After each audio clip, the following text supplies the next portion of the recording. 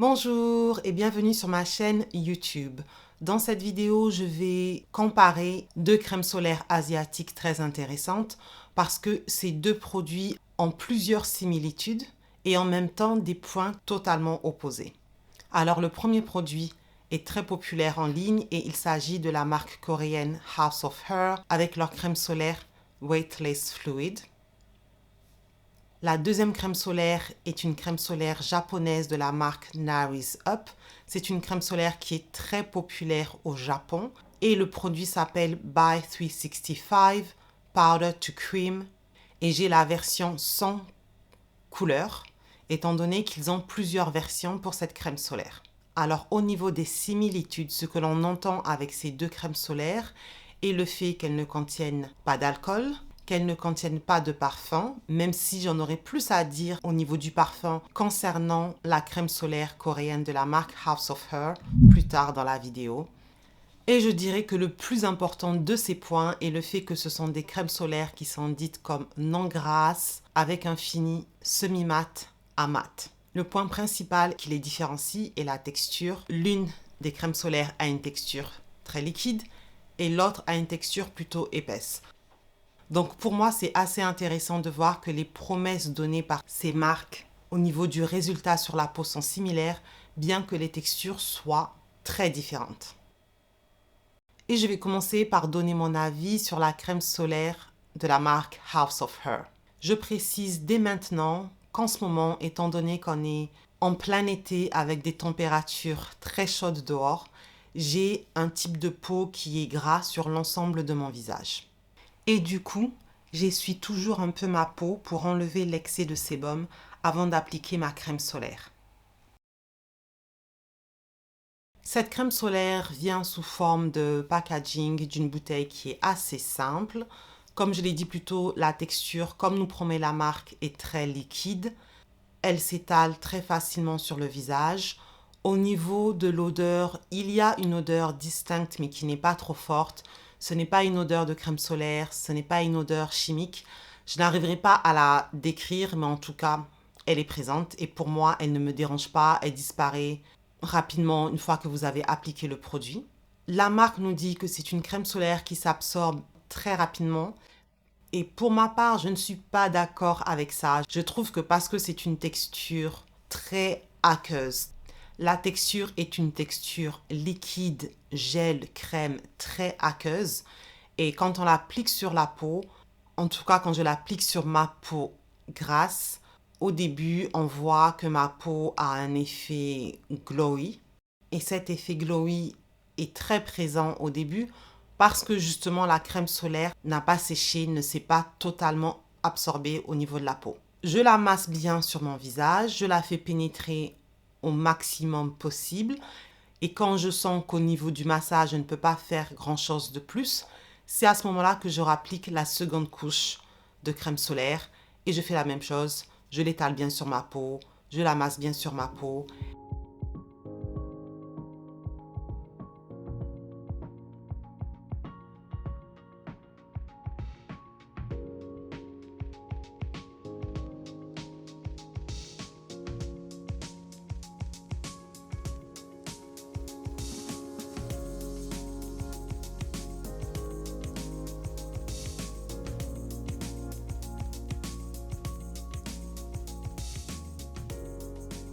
À un moment donné, quand je sens que je ne peux plus faire grand-chose de plus, j'arrête de masser et j'attends que la crème solaire finisse de s'absorber par elle-même. Comme pour toutes les crèmes solaires, j'attends plusieurs minutes. Et lorsque j'ai fini, je passe un coup sur le visage pour éviter l'excès de glow sur mon visage.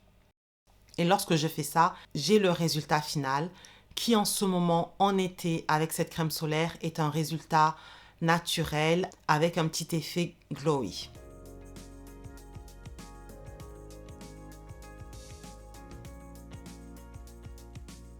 Maintenant, vous allez le voir au cours de la vidéo ce que ça donne sur mon visage plusieurs heures après.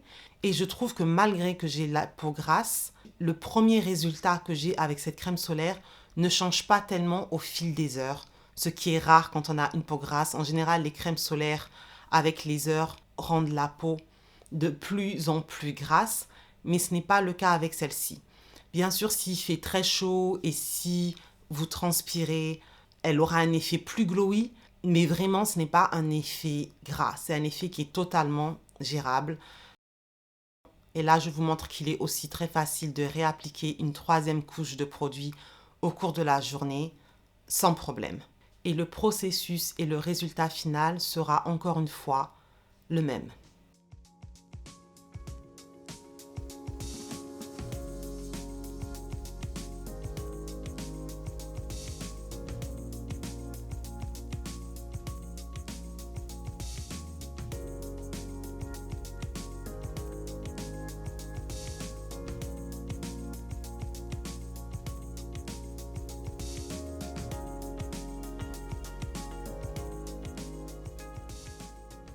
Le résultat dont j'ai parlé est le résultat que j'ai en été.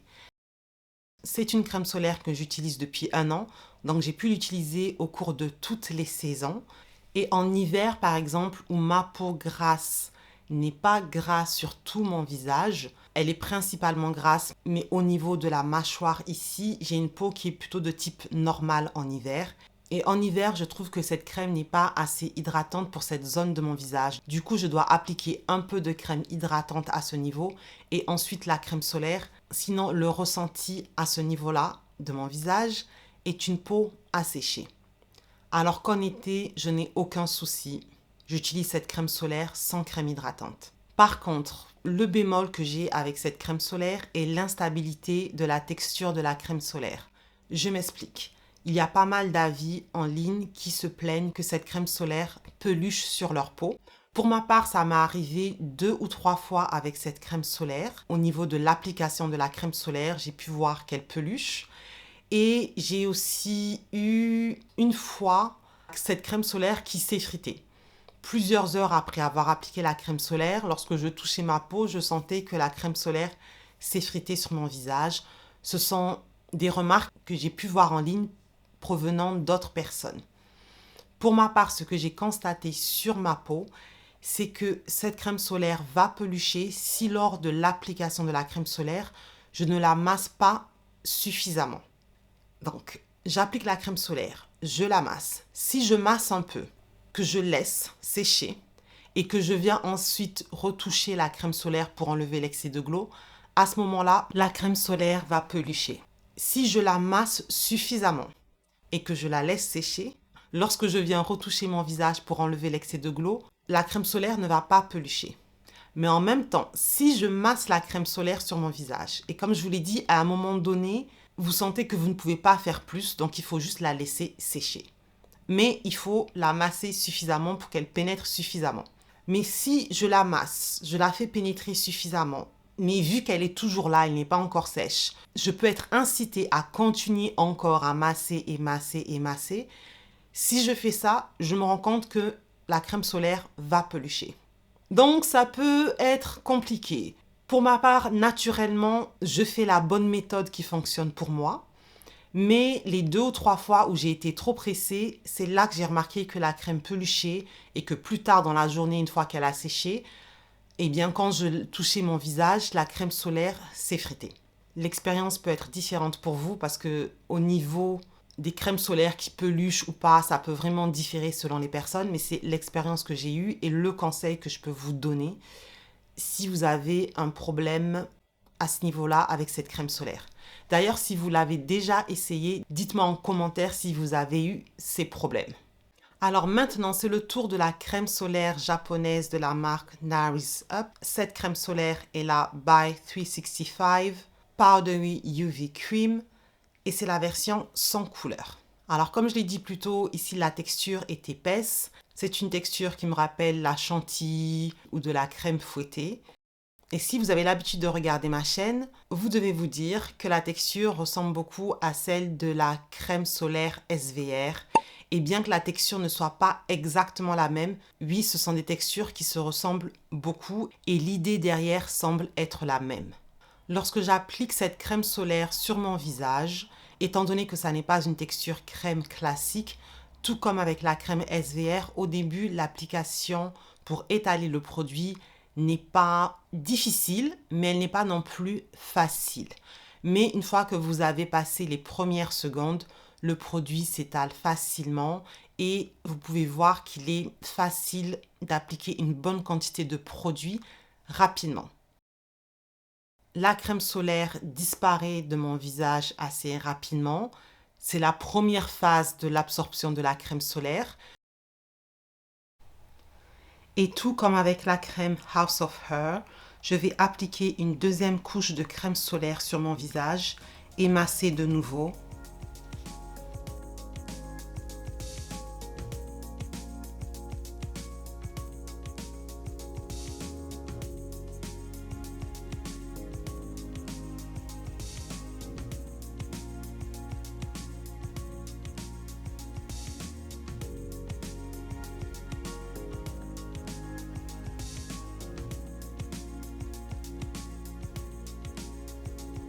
Je continue à masser mon visage et au bout d'un certain temps, bien que la crème solaire n'est pas totalement absorbée, ça ne sert à rien de masser. Laissez-la se reposer quelques minutes et l'absorption finale se fera seule. Donc quelques minutes après, je retouche mon visage pour enlever l'excès de glow là où il y en a et le fini de la crème solaire sur mon visage est un fini qui est velouté, velours, très similaire à celui de la crème SDR. Et le fini, avec la saison actuelle et les températures actuelles, comme vous pouvez le voir sur ma peau grasse, est un fini plutôt naturel avec un petit peu de glow, sachant qu'il fait extrêmement chaud. Ce fini, comme avec la crème solaire House of Her, ne va pratiquement pas bouger au cours de la journée, même s'il fait très chaud. Bien sûr, s'il fait extrêmement chaud, si vous transpirez, cette crème solaire ne va pas vous empêcher de transpirer. La chaleur va probablement vous donner encore plus d'éclat.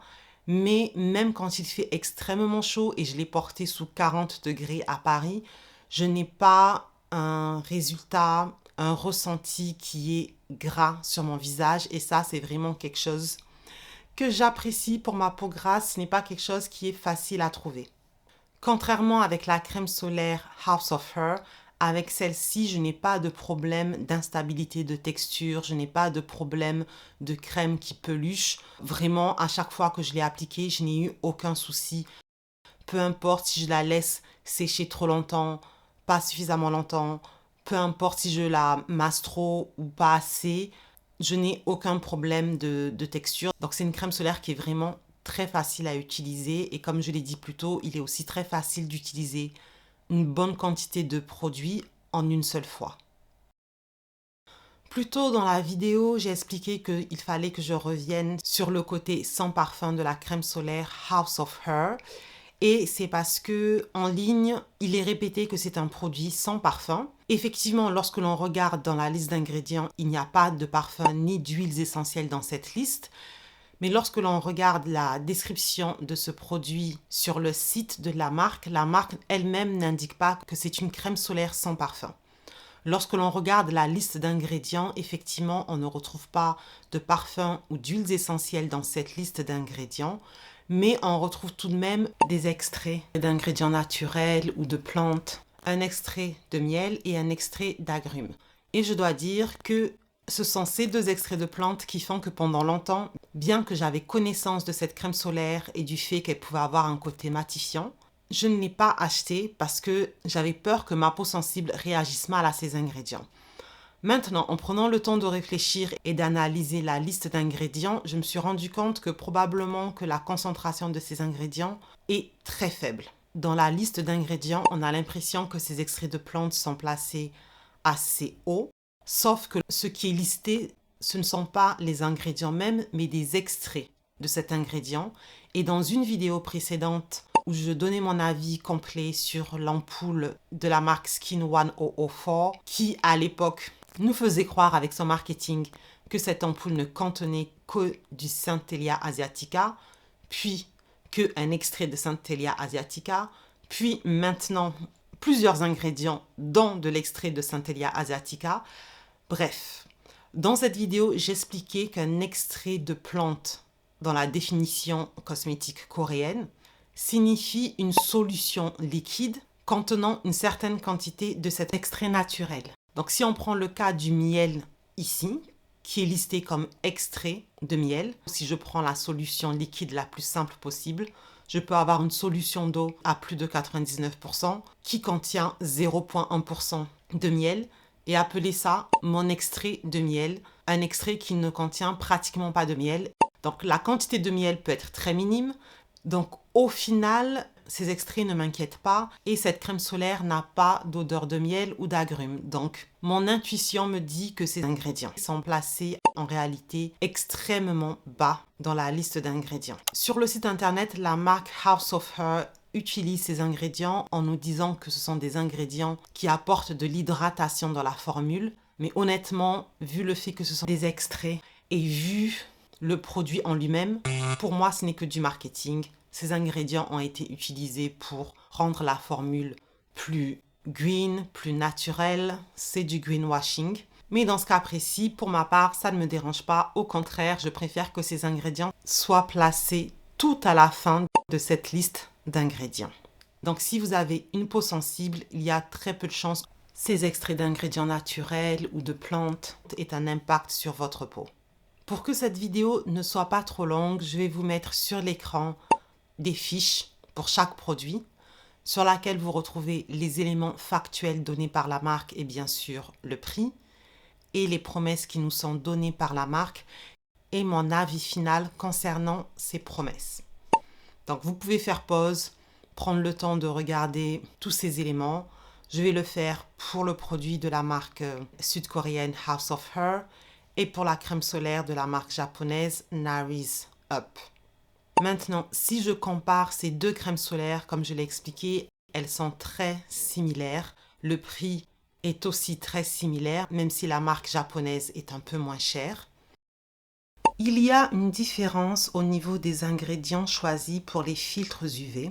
House of Her n'utilise que des filtres UV modernes, alors que Nariz Up utilise un mélange d'UV moderne et plus classique.